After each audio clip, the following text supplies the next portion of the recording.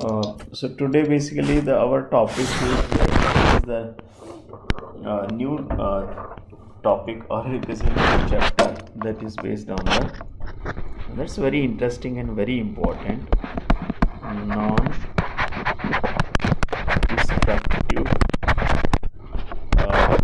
evaluation, or also we call it as non-destructive testing. See, there are different ways to test the engineering components made of the metals. So we have the two broad categories of the testing.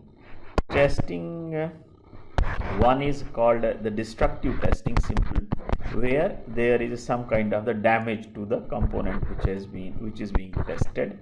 So your tensile test or toughness test fall in this category, where some kind of the damage will be taking place and the tested material or tested component will not be of any use for the purpose for which it was made.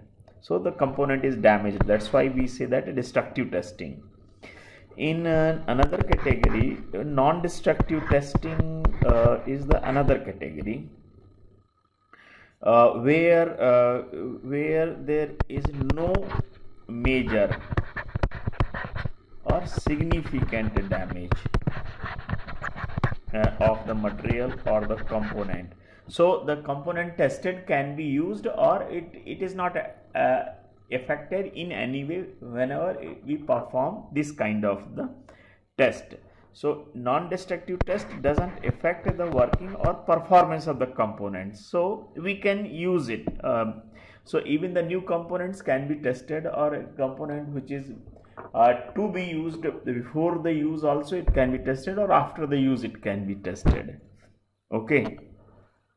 So basically the idea behind performing the NDT is to ensure, basically idea is to ensure that either the manufactured product, during the manufactured product is sound. This is one thing. If there are discontinuities more than acceptable limit, then we'll simply reject. So basically what we say, NDT is performed in the two stages broadly. At the manufacturing stage, to take a call if whatever has been manufactured at a particular stage of the manufacturing, it is acceptable or not. So acceptable or not, so acceptance or rejection, that decision is made based on the NDT. Because say the component has been partially processed and you want to check that whatever processing has been done is fine or not. Like say you have made one casting and you want to ensure that whatever casting has been made is sound or not, or whatever weld joint you have made, that is sound or not, before further processing, before using it further for any other purpose, like either subcomponent or as an assembly.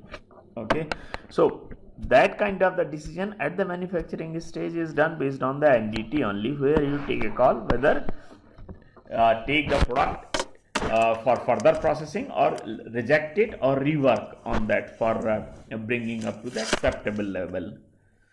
Okay, so that is one. We also perform a lot the non-destructive testing during the service. So this service, you see, this kind of test is primarily performed to see if we continue the use of particular product, continue to use the particular product or assembly, or this needs a replacement or a repair. So basically the decision based on the NDT of the component already in use during the service, we take a call about the remaining life of the product, whether you will continue to use it or it has to be replaced depending upon the extent of damage. Okay, so those decisions are made based on the NDT. Let's say initially you started with a certain product like this, so obviously due to the wear and tear there will be loss of dimensions. So that you can check using the NDT techniques, where you have access from one side. Like there is a boiler, there are number of pipelines where you don't have access from both the sides, but still you want to see if the product or the wall thickness or whatever component which is in use is of the still workable, or this needs to be replaced. Say minimum acceptable wall thickness is say 10 and then you started with the 12, minimum requirement is 10, so you will continue to use it 10 until your thickness goes down to the 10, and during the measurement if you find that it is somewhere 9.3, 9.5, then you will say okay, let us replace this, let us come out with something else. So in these cases you need an NDT of ultrasonic type where access is just from one side. Okay. So this is one example only. During the service, the components develop defects and discontinuities also. Usually these are the cracks which develop at the surface. So you continue to check the soundness of the product, like what is the size of crack, what are the size of discontinuities, whether you can accept or you can continue to use the product without any danger or without any major loss of the reliability, major loss of the life and property. So those decisions are taken. Like say this wall thickness is say 1 meter. If you have 1 meter and if you have a defect of like say 1 mm, you don't bother, but if it becomes 50 mm, you are concerned about that. Okay, so it is just like that.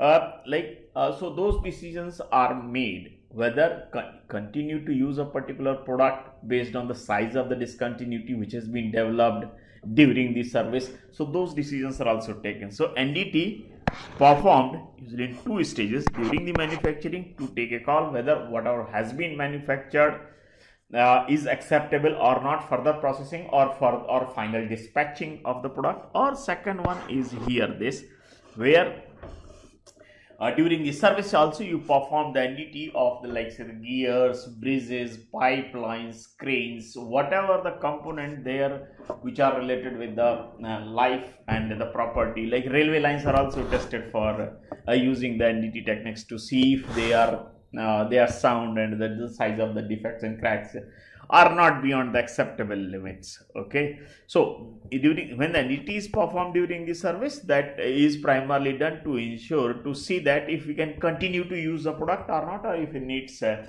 repair or a replacement.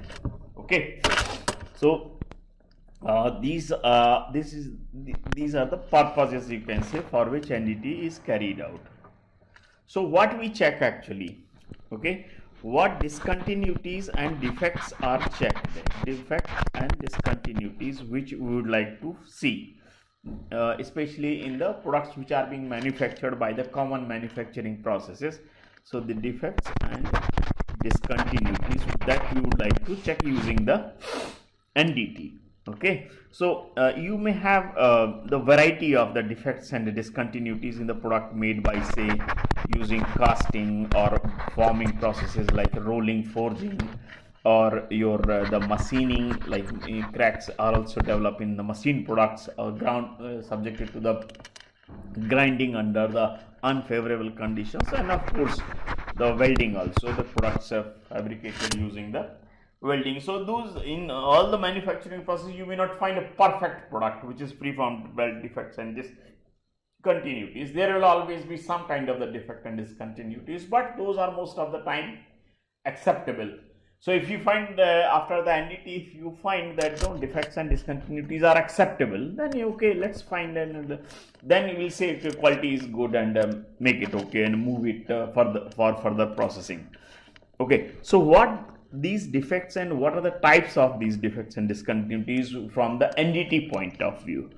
So basically, if you see the types of the defects and discontinuities, this classification is primarily based on the location where it is, location of the defect or discontinuities, where it is located. This is a one broad class, discontinuity. This is a broad classification. So basically what we say, the surface one is, so as far as the type of defect and discontinuity is concerned, surface defects or discontinuities, and the second is subsurface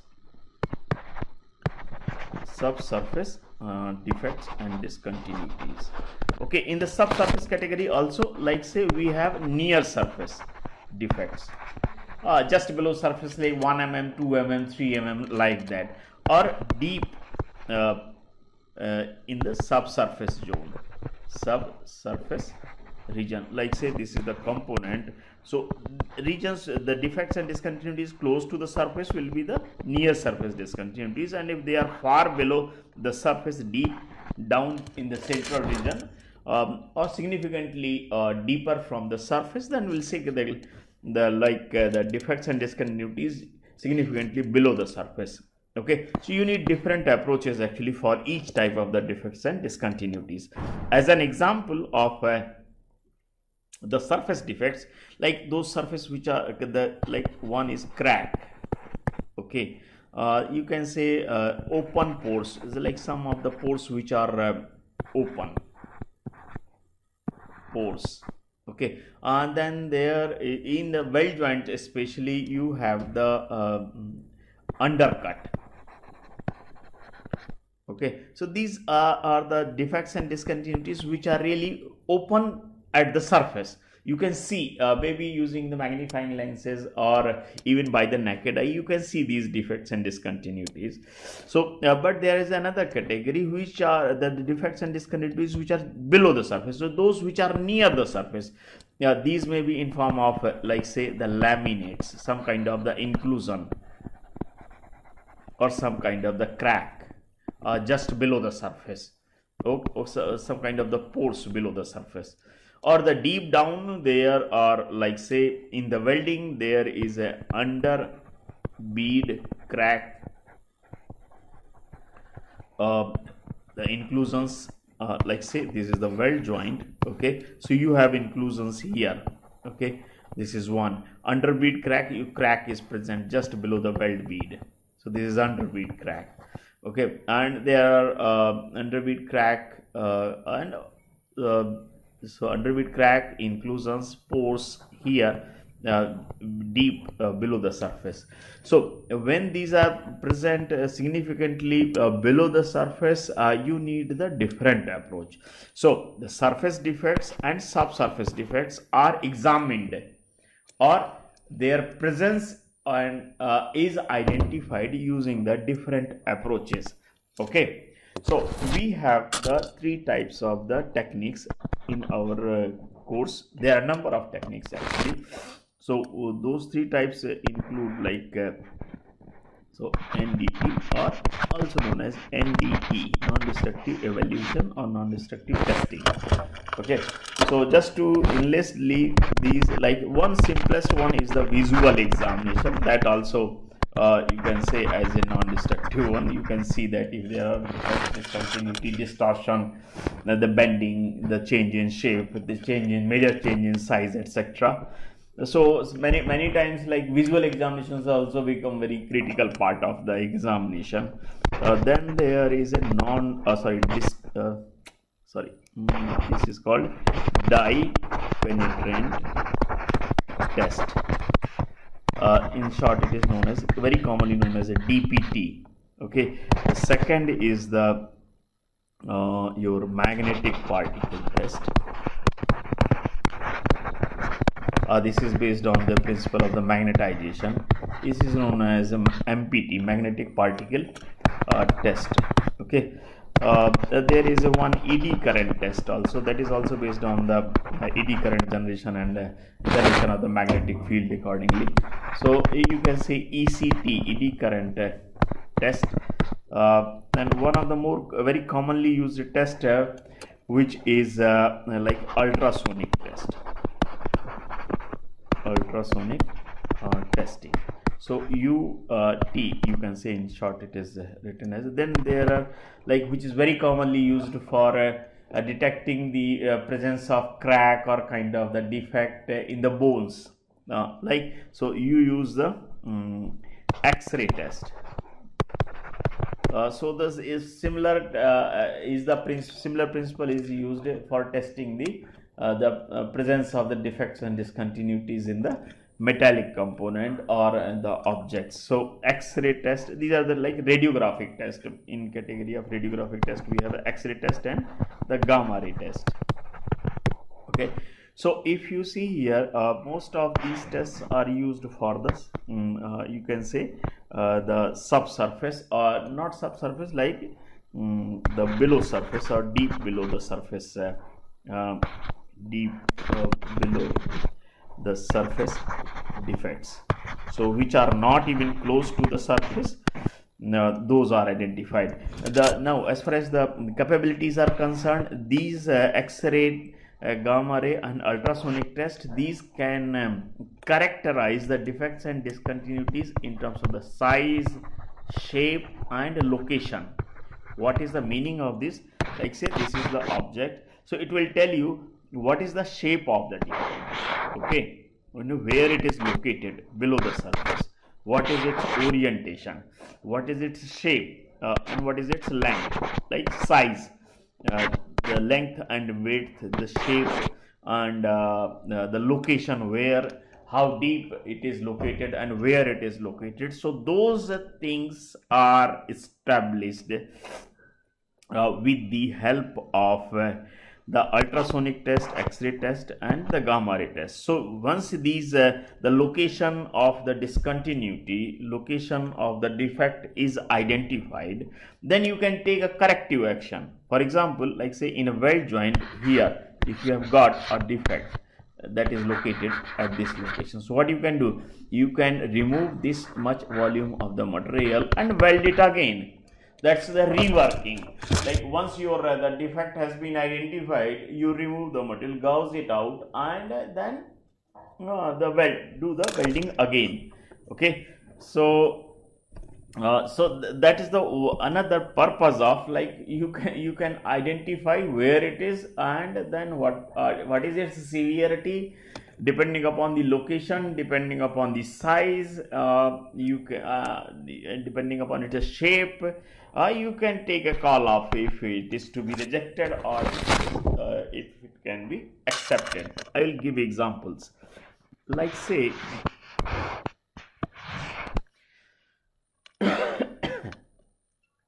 those cracks which are present at the surface are considered to be more harmful than the cracks present in the subsurface regions of the same size. So what we say, surface cracks are more problematic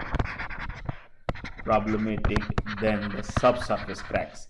Why? Because most of the time fractures are triggered from the surface. Surface is exposed to the environmental conditions, corrosion conditions.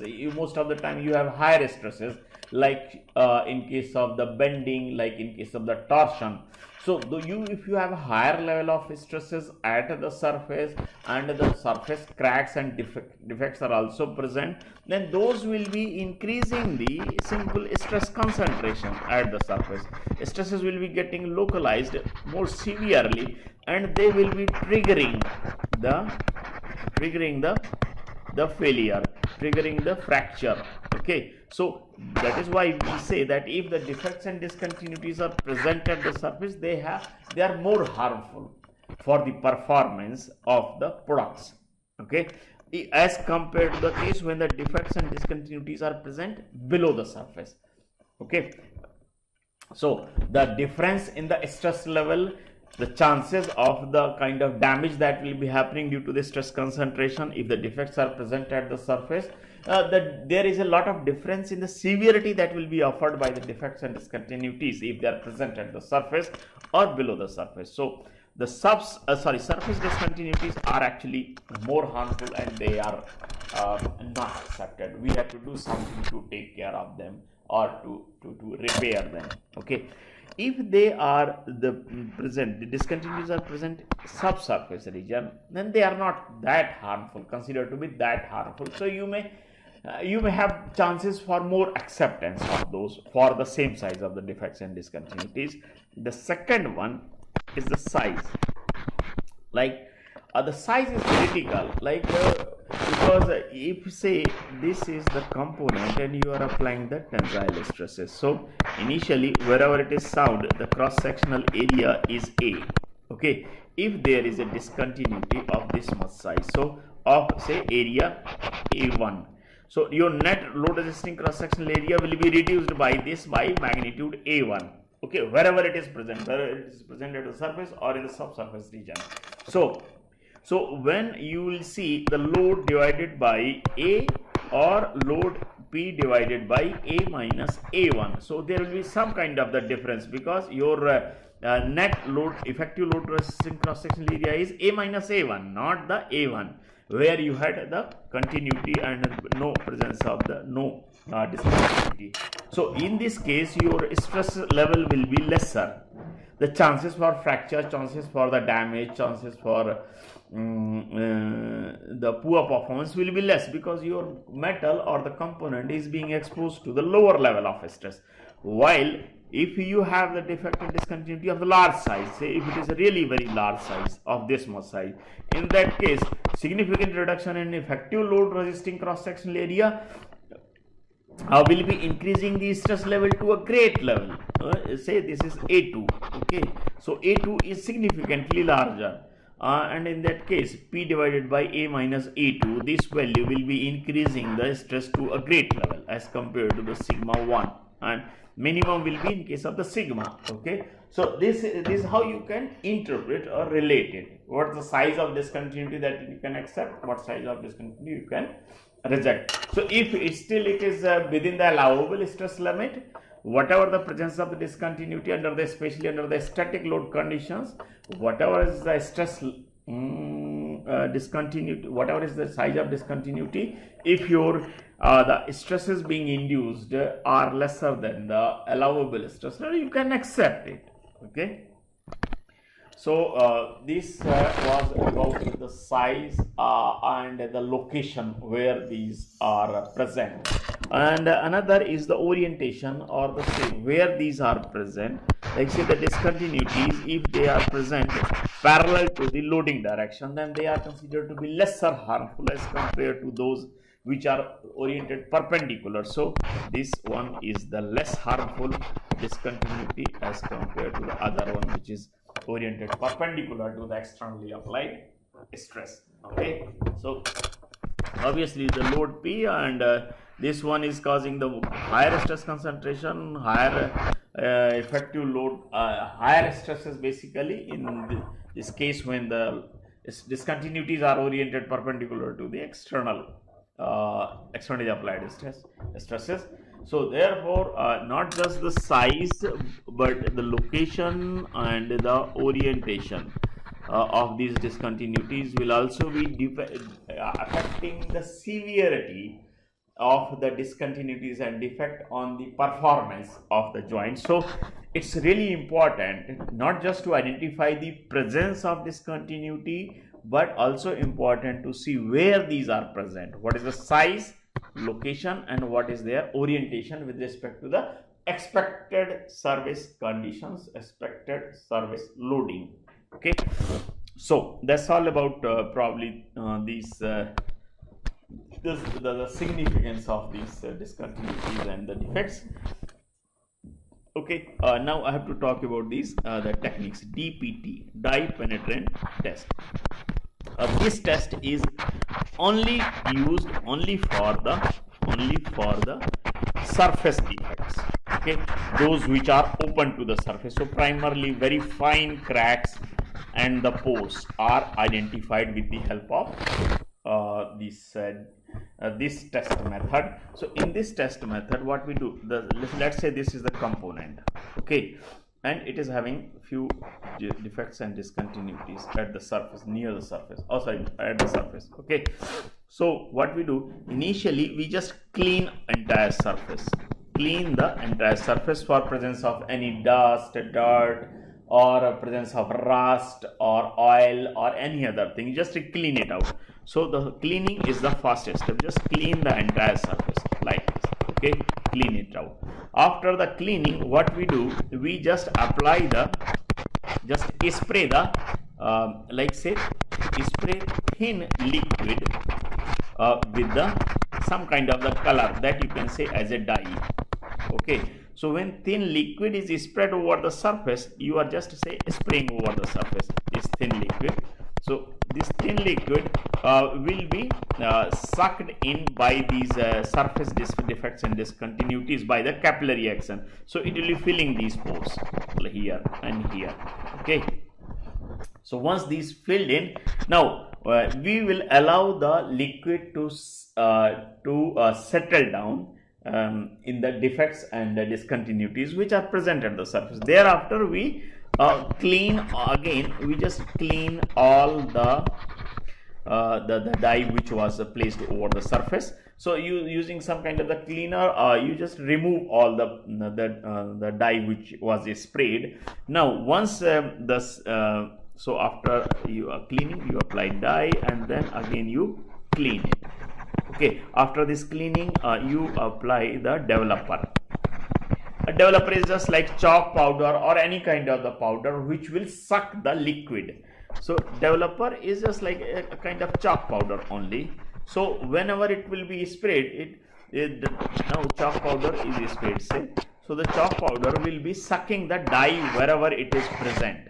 Okay, so it will be changing its color, it will change its stain. Okay, so wherever there is no defect and discontinuity, powder will be looking white, chalk powder will be looking white, and wherever there are defects and discontinuities at that location, you will see the stain, colored stain marks. So depending upon the size, orientation, you will be able to see the shape of the defects, you will be able to see the size of the defect. So basically it will be giving you idea of the size, shape, and of course location in the entire surface wherever it is present. Okay, so let's say this is the weld. Okay, in the top view we are seeing, and if you find that there is a kind of dye is looking here like this, so you can say this is you can say the parallel crack here. The crack is parallel, perpendicular to the weld line, parallel to the weld axis. That's one. The second, this is the length of the weld. Okay, so and where it is present, like this is present at the fusion boundary or the toe of the weld if the crack is present here. Okay, so there are some kind of the inferences and the interpretation you can make from the DPT test. Okay, so I'll show you now the certain I have got one PPT, so which will help you to get the idea of these tests more easily. Okay, this is what I have already talked okay in detail. The purpose of the NDT, like we can do it during manufacturing to take a call whether to accept or reject, or during the service to expect to see how long you can use it further. These defects and discontinuities can be of the different types, surface and subsurface defects, and NDT methods are of the three which are in our syllabus, like dye penetrant test for surface defects and discontinuities. Magnetic particle tests are used, test method is used primarily for surface and near surface defects and discontinuities, while ultrasonic test is used for the deep subsurface defects. Okay, so these are the steps, sequential steps shown. Like here you have three types of the defects. So we have to clean the surface first, and then we spray the colored thin liquid with the dye so that it is sucked in by these discontinuities. Thereafter we again clean the dye. So but you can see here the dye is left inside these defects and discontinuities. Now we apply the developer. So wherever the developer is applied, wherever we have defects and discontinuities, developer will be sucking or absorbing the dye, and there it will be changing the color. So that is how we can see that stains of the different sizes and shapes will be visible, indicating the size and shape and location of the defects at the surface. Okay, so these are the like sequential steps of wherever you don't have the defects, so the developer will be remaining white only. Okay.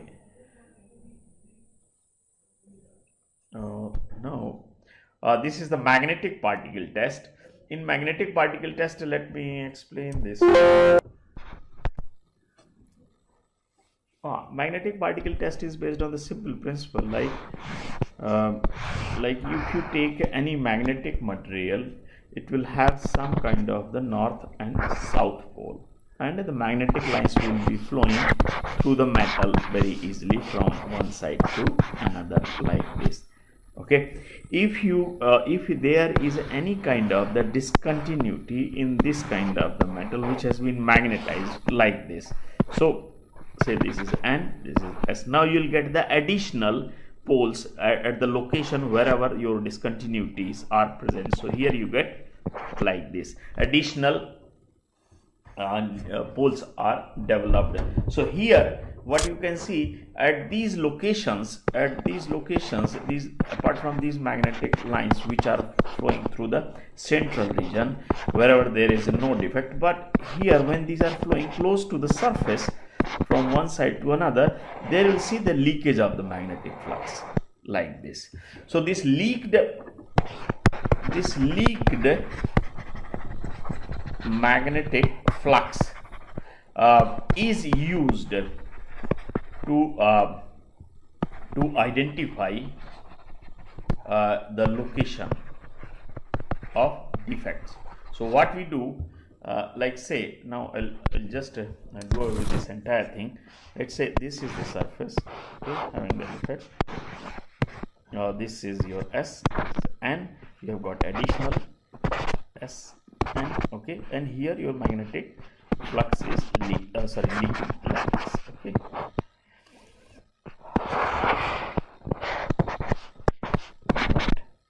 Now what we do here, we just take the fine magnetic powder particles, and these are sprayed. You can say the sprinkle, the more correct word is these are sprinkled over the entire surface. So you basically sprinkle over the entire surface here like this. So magnetic particles will be falling freely or at all the places, okay, which has been okay like this. So but wherever you have the leaked magnetic flux, all magnetic particles will tend to get piled up. So there will clustering of the, you can say clustering or segregation of the powder particles will start at these locations. So what you will see in the top, if you see at this location, the powdered particles will tend to get segregated, while at other locations this is like the piled magnetic powder particles at the location where there is a defect, while at other locations what you will see, it is uniformly spread.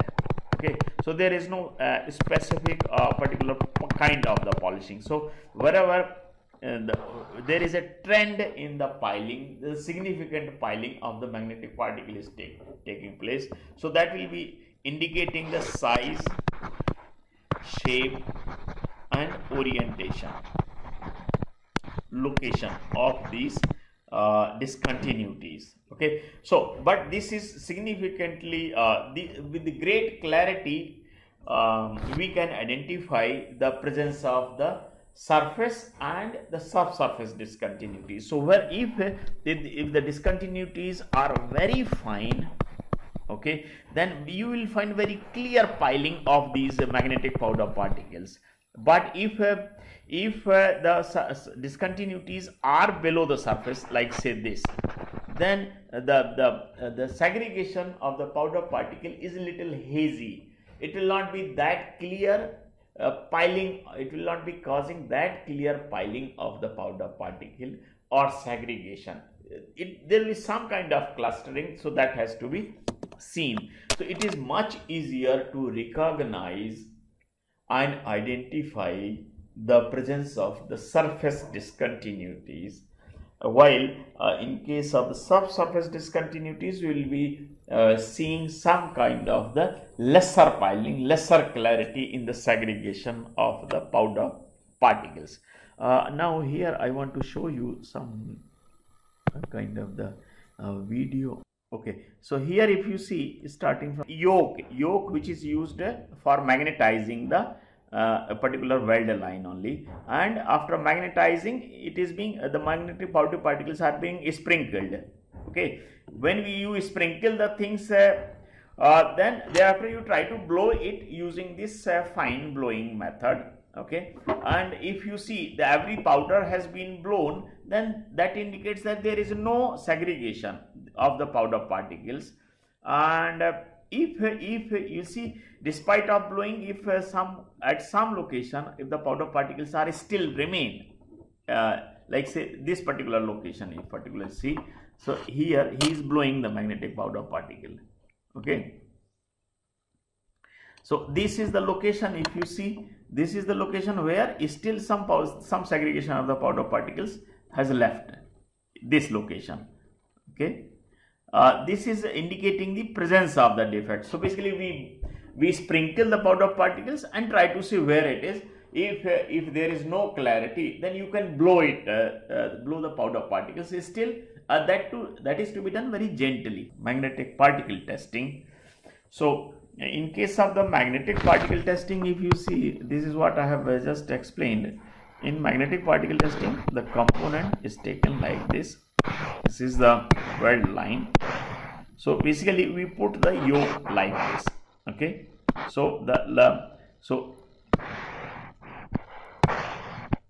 and when we put the yoke at these two locations, the current will be flowing and magnetic field will be generated like this. Okay, and then we sprinkle the powder particles. So wherever there are defects and discontinuities, there you will see that it has got segregated at one or other location. Okay, next, so this magnetic particle test method is based on the principle of magnetizing the component. If there is a particular at a particular location there are defects and discontinuities, then there is leakage of the magnetic flux from that location. And when we sprinkle the magnetic powder particles tend to get segregated at that location. So the location, so the orientation, segregation of the powder particles will indicate where the defect is present, what is its size, and what is its orientation. Okay, that's the simple principle of the magnetic particle inspection. Third one is the ultrasonic testing. Okay, ultrasonic testing is based on the simple principle that let me explain that using the whiteboard. Okay, where it is? Yes.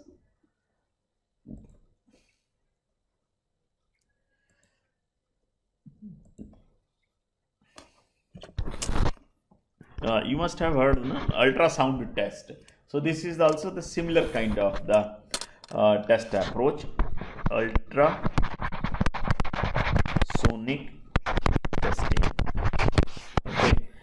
So here basically it uses the ultrasound waves. These offer a unique characteristics, like when the ultrasound waves are passed through the metals or through the any material. Okay, wherever there is a change of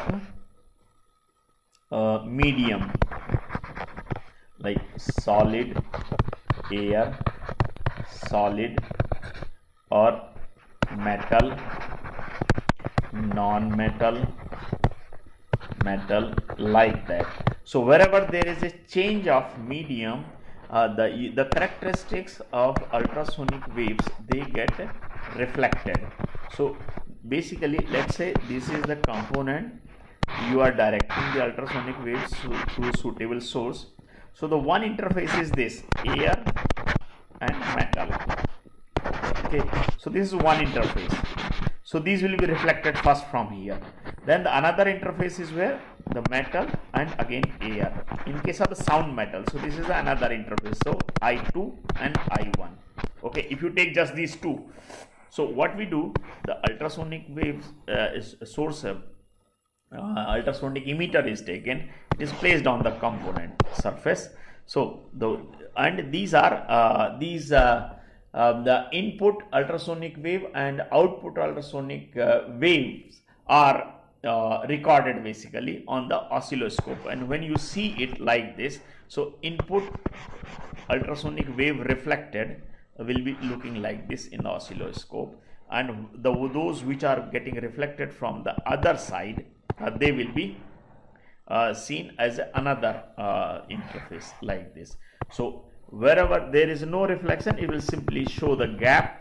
Wherever from these are reflected, so this is I1 interface and this is I2 interface. Okay, and if there is a defect like this, okay, so some of the ultrasonic waves will be reflected from the middle also. So those additional interfaces will be appearing like this. Okay, so this is, you can say, as a third. So basically ultrasonic waves get reflected whenever they come across the interfaces. That's the principle which is used to identify the location of defects and discontinuities. So one is fine because this is the surface. The first reflected wave is shown like this, I1. This is surface, and the I2, when it is sound, you get the other one at the other end. So this is I2, and whenever you have the defect and discontinuities in between, you will come across the additional one. Okay, additional interwaves, additional interface, additional reflected waves from the intermediate interfaces. So if it is very close to the surface, then it will be reflecting here. If it is far away from the surface, then it will be reflecting little away or from the bottom side. So depending upon the location, wherever the interfaces are present, your reflected waves will be appearing on the oscilloscope. Okay, this is the principle which is used. There are two types of the approaches as far as the ultrasonic testing and its approaches are concerned. So basically the ultrasonic waves are directed. So like say there is one transmission approach and another is reflection approach. Okay, in transmission approach, this is ultrasonic emitter. Okay, so this is, you can say, as a source you are supplying the ultrasonic waves. These will be traveling through the object.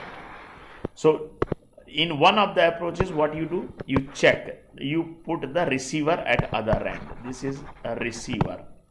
Okay, so one is source, another is a receiver. So one is emitter, another is receiver. So in both the case, in this case, what will be happening, you need to put the receiver at other end in transmission approach. Say here there is no defect, so you will be seeing the signals at the other end in case of receiver. If your receiver is here and here you come across the defect, so the emitter is placed here. In this case, whole of the thing will be reflected. Whatever is being directed, it will be reflected back. So you will be getting no signals in this case. So this approach where you put the receiver at other end, this is called the transmission approach. In transmission approach, we use the two separate probes or sensors. One is the emitter and another is the receiver. So this is placed at other end or other side of this object, and this is placed one side. Okay, emitter is placed at one side and the receiver is placed directly other side. But many times you find that other side is not accessible. So in that case, this approach becomes useless, because if the other side of the object is not accessible, this is the one difficulty. The second one, it's very difficult to ensure if they are in line, because if there is a thick wall and you are putting the receiver one side and the emitter other side, then it's very difficult to ensure that if they are being placed in a particular line only. You may find a situation where this is your emitter and the receiver is here. You may not get any signal. So this is the problem of the transmission approach, where especially the axis is just from one side, not from the both sides. So alignment of the emitter and the receiver is one, and the need of access of the object to be tested from both the side is another requirement for ultrasonic testing using the transmission approach. Okay.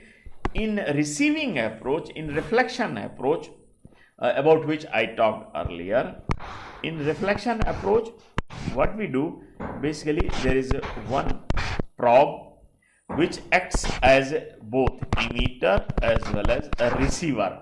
Okay, so in this case you don't need the access of the object from both the sides, and there is no scope for misalignment of the emitter and receiver. So one emitter will be emitting the waves like this, and these will be reflecting back. Okay, so receiver will be receiving, and these inputs will be given to the oscilloscope to see if there is a defect. If there is no defect, you will find the two peaks like this, and if there is a defect in between, you will find the third peak like this. Okay, so it is more advantageous to use the reflection based approach, where the same probe will be acting as a emitter as well as a receiver. Okay, so based on the location of this intermediate peak that is reflecting at the in the oscilloscope, we try to identify the location of the defect. So because this is the surface and this is the bottom side, the reflection, and if there is any intermediate reflected wave, then that will be visible in the between the you can say the surface peak or the bottom side peak. Between these two peaks will be additional peaks will be visible, that will be indicating the presence of defect and its location. Okay, you need lot of scanning to identify the size and location of the defect. Now I will be showing the PPT just to make the things more clear related with the ultrasonic waves, ultrasonic testing. Okay, so this is what you can say what I have said just now, transmission and reflection approaches. In transmission approach, what we need to do here is, in the transmission approach there is the emitter probe and this is the receiving probe. Okay, and input and output of both these probes are given to the oscilloscope, and you see the two peaks like this from top and from the bottom.